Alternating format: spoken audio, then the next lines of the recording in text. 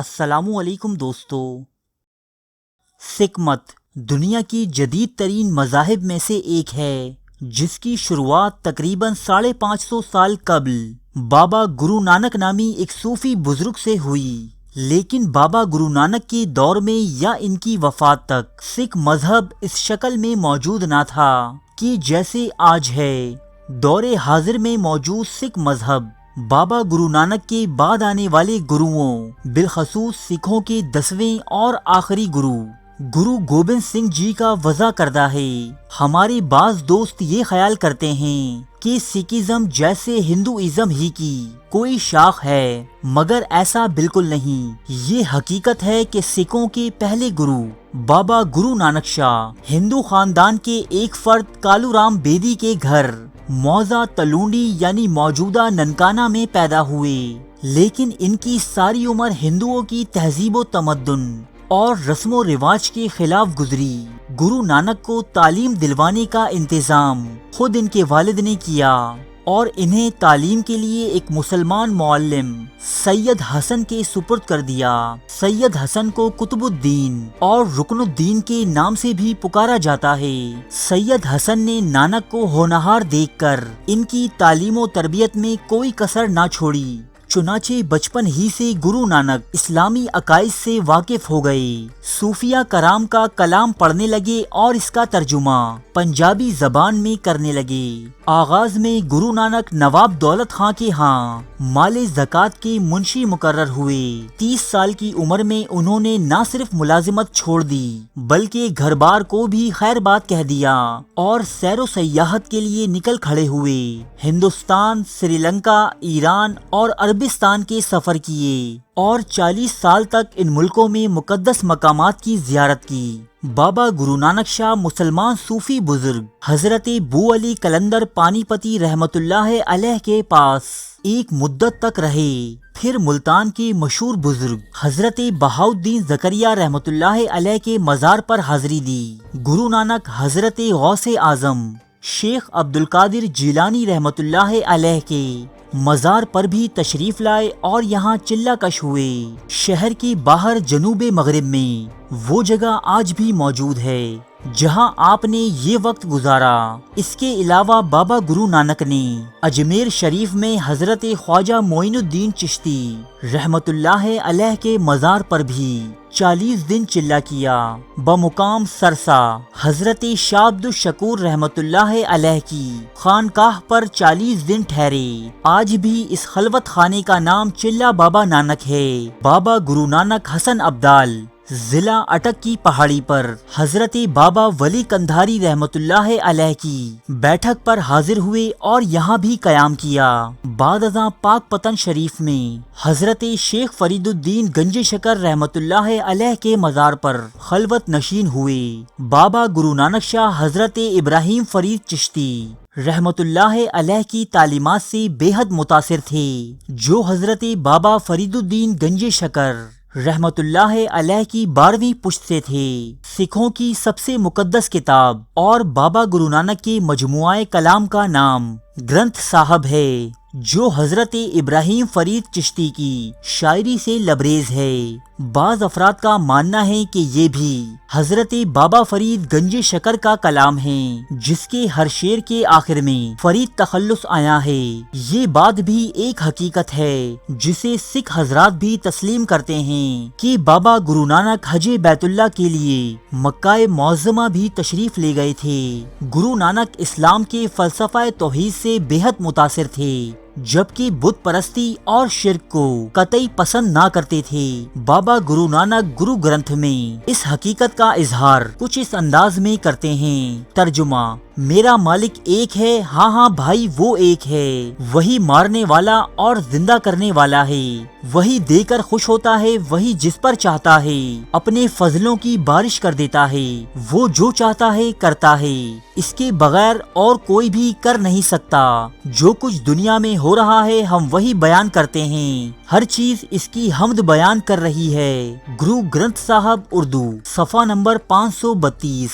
بابا گرو نانک گوڑی سکمنی میں واضح الفاظ میں عبادت کے لائق صرف ایک ذات کو ہی تسلیم کرتے ہیں۔ ترجمہ: وہ ایک ہی ہے، حقیقی تعریف اور عبادت کے لائق، تن من سے اس کی عبادت کرنی چاہیے۔ گھوڑی سکمنی محلہ 1 صفحہ نمبر 430۔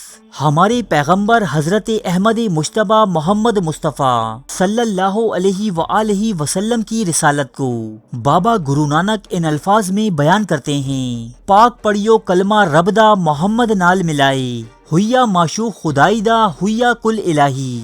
ترجمہ: یعنی وہ کلمہ پڑھو جس میں حضرت محمد صلی اللہ علیہ وآلہ وسلم کا نام آتا ہے، کیونکہ اس کلمے کا لانے والا اللہ تعالیٰ کا پیارا ہے، جس نے اپنے آپ کو سب سے زیادہ پیار کرنے والے پر قربان کر دیا تھا۔ جنم ساکھی بھائی بالا گرو نانک صاحب 4 آسمانی کتابوں پر اپنا ایمان اس طرح بیان کرتے ہیں: مرشد نو منتو من کتاباں 4، منتو ایک خدائی نو خاصا جس دربار۔ مرشد یعنی رسول اللہ صلی اللہ علیہ وآلہ وسلم کو مان اور 4 کتابوں کو مان، یعنی قرآن شریف، توریت، زبور، انجیل، اور ایک خدا کو مان جس کا دربار خاص ہے۔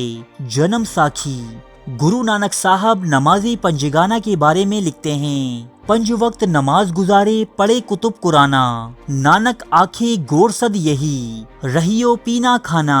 ترجمہ: 5 وقت نماز ادا کرو، مقدس کتابیں اور قرآن پڑھو۔ نانک کہتا ہے کہ قبر تجھے آواز دے رہی ہے اور تو کھانے پینے میں لگا ہوا ہے۔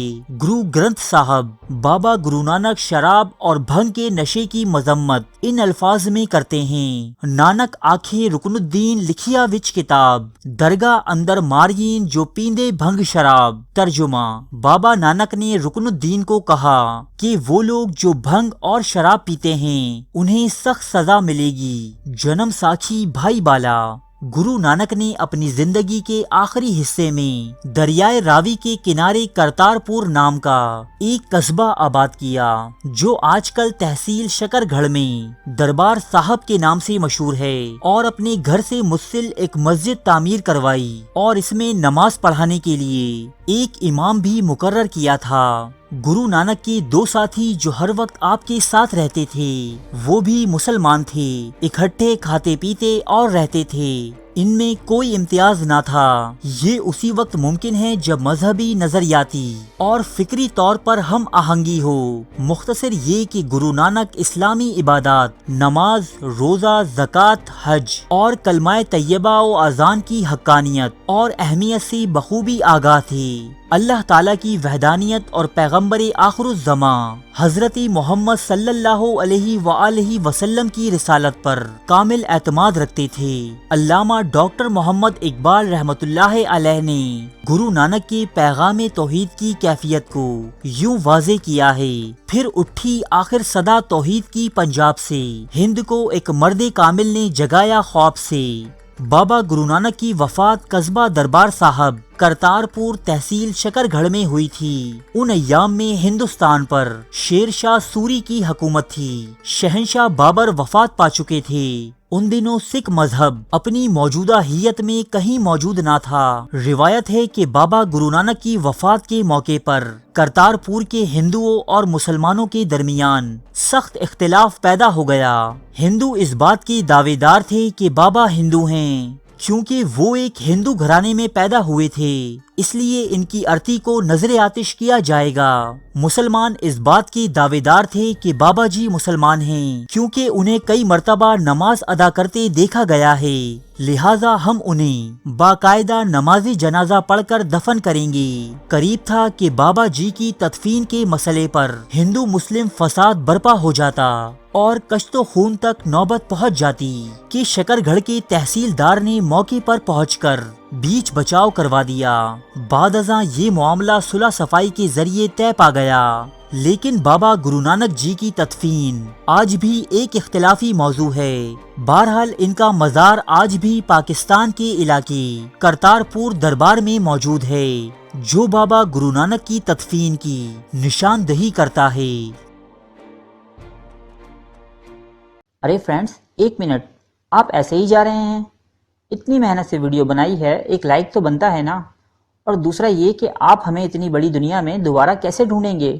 تو اس کا حل یہ ہے کہ آپ ہمارے چینل کو سبسکرائب کر لیجئے اور اس بیل کے آئیکن کو کلک کر دیجئے۔ اس طرح ہمارے آنے والی تمام ویڈیوز آپ تک پہنچتی رہیں گی۔ ارے ڈریے مت، یہ بالکل فری ہے۔